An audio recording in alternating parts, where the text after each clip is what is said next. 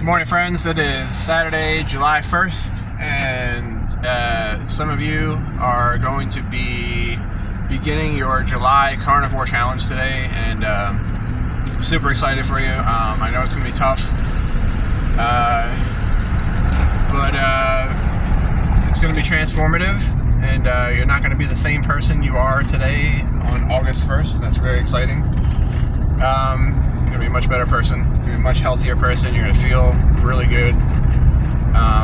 Maybe for the first time in your life, really, or for as long as you can remember, at least. Guaranteed, as long as you can remember, you're not going to remember feeling this good. And that's just the way it is, because most people are very, very toxic, and the body, when you start feeding the body what it needs to be healthy, it gets to work. So your first few days are going to suck. The transition is often, very uncomfortable. You're addicted to carbs. You're addicted to sugar. You're going to go through withdrawals. It's temporary, and once that's over, you're going to see some real changes in the way you feel, and eventually in the way you look. For a 30-day challenge, I wouldn't so much focus on the scale. Don't expect the weight to drop off right away. Focus on the non-scale victories, the non-scale improvements, how you feel, how you sleep, how you look. Maybe you have some skin issues. A lot of people clear up their psoriasis and their fibromyalgia and the skin issues. Clear up your acne. If you have any, these things will improve. So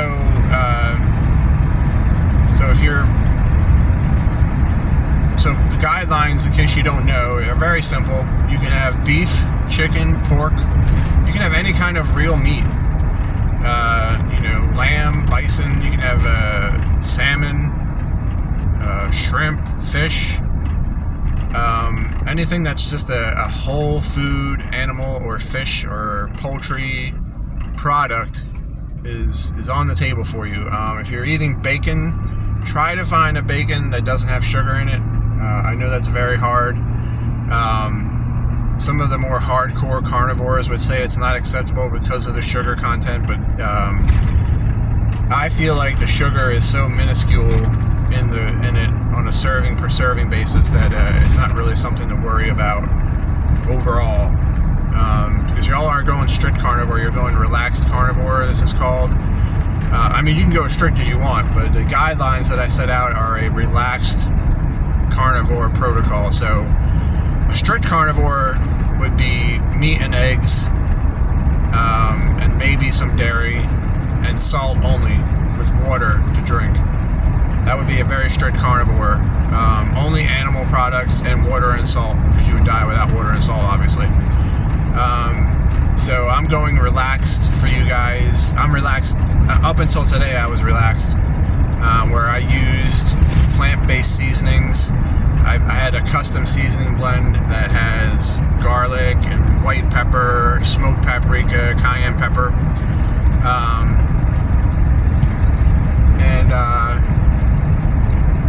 And then I would use Dijon mustard, Tabasco chipotle sauce, condiments that have very, very clean ingredients. No sugar added, no soybeans or seed oils added. So if you're going to use like Frank's hot sauce is good. Frank's hot sauce and any kind of Tabasco sauce typically is going to be very good. If you're going to use Frank's, it's got to be the regular Frank's, because if you grab the Frank's buffalo sauce and look at the ingredients, it's a horror show. But the regular Frank's cayenne sauce is just cayenne and vinegar and salt and stuff. It's very clean. If you're going to use mustard, just don't use honey mustard. It's got to be like Dijon or Golden's or spicy mustard, Creole mustard, something like that. But it can't be honey mustard, anything with sugar. Read the labels. Look out for the seed oils. And that's it basically. It's real simple. If you're drinking, you can't have alcohol. You cannot have alcohol. real challenge. You're going to be out with people who are going to want to drink with you, and you're just going to have to tell them, I'm not drinking today. And let them look at you all confused and weird like, but being a healthy person involves a good deal of social alienation. And the thing about that is that the food that you're getting rid of is toxic, and so are those people.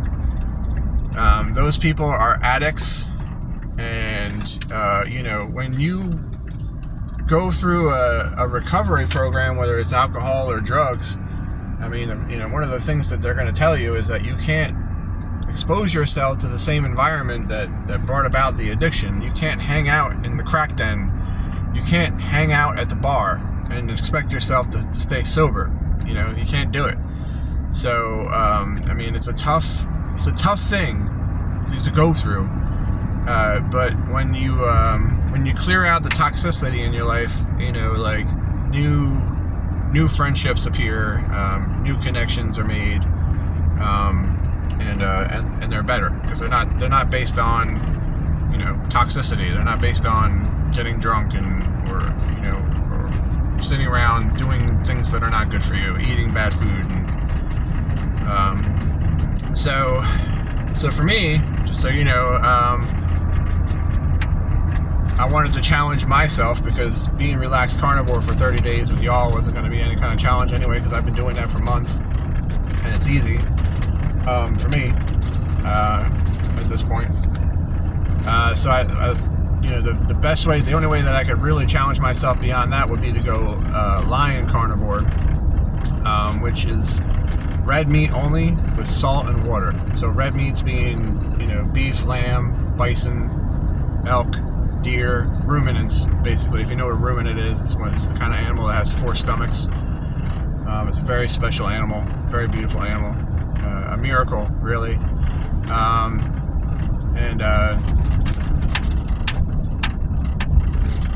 So you would eat that kind of meat only with water and salt, and you're drinking water and seasoning your food only with salt.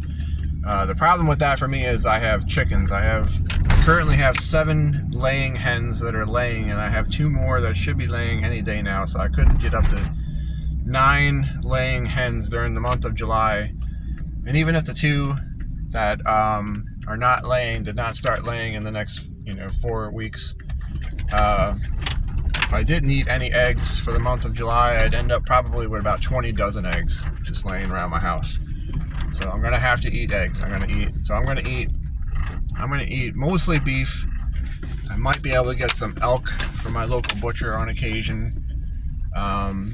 And my local grocery store sells lamb, but it's expensive. So when they put that on reduced, which they often do, then I will have lamb. So mostly beef, lamb, and elk. I can get bison at Walmart, but it's more expensive, and I'm not really that crazy about it to spend the extra money on it that when I can just spend. And if I get the 93.7 beef, ground beef at Sam's or Walmart, it's actually leaner than the bison is. So according to my macro counter, anyway. So anyway, that's it. That's the month of July. That's for you and I. I'm gonna and I'm cutting. You guys, if you guys are worried about alcohol, you can have coffee on this. It's just you can't have those highly processed seed oil laden creamers like International Delight or anything. By the way, I never mentioned that. But if you're gonna have coffee, it's got to be real cream, or learn how to make a bulletproof coffee. That's really awesome. I am cutting caffeine for the entire month, and I've been planning on cutting out the stems anyway, but I was going to taper off. I have probably about 8 pounds of raw green coffee beans that I wanted to roast and drink. I wanted to get rid of that, because I spent money on it, and it's not really terribly bad. So if it was like trash, like pasta or something, I would just throw it out, but it's not like terribly bad. But I was going to taper off after I finished that off. And I'm still going to. I'll probably enjoy it after July, but or maybe I won't. Maybe I'll just be like, I don't want it anymore, and I don't care. See how I feel. I've heard many stories of people who cut the caffeine and the stims out, and their natural energy returned, and it was way better than the caffeine. Way stronger, way more energetic, way more powerful than the caffeine was. So, and I believe that. So, I was going to do it anyway. I wasn't going to do it cold turkey. But that's my challenge. That's going to be my main challenge. Just the seasonings and the condiments and everything, and not a big deal for me to not use. But the coffee, caffeine, the pre-workout that I won't be able to drink anymore, is going to be tough. So anyway, I'm with you guys. I'm going to be suffering a bit with you guys, but I'm telling you, I know that the caffeine withdrawals and the headache is going to be temporary, only a few days.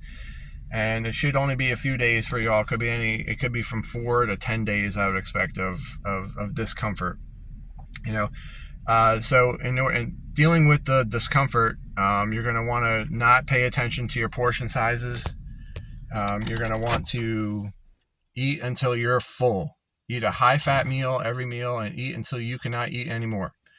Not like Thanksgiving stuffed, but if you ate more, you would be Thanksgiving stuffed. Eat up to that point. And that way, it'll create satiety. You won't be hungry. It'll cut back on the cravings, and it'll make it a little bit easier for you. You won't be hungry, at least. You might have what they call the keto flu, where you're just tired and drained and maybe a little bit dizzy. Drink lots of water and make sure you eat enough. And like I said, just remember it's temporary, and when it's over, you're going to feel like $1 million. You're going to feel like a whole different reborn person. It's going to be amazing. All right? DM me if you have any questions, or if you need a kick in the ass. I love you guys. Go get it.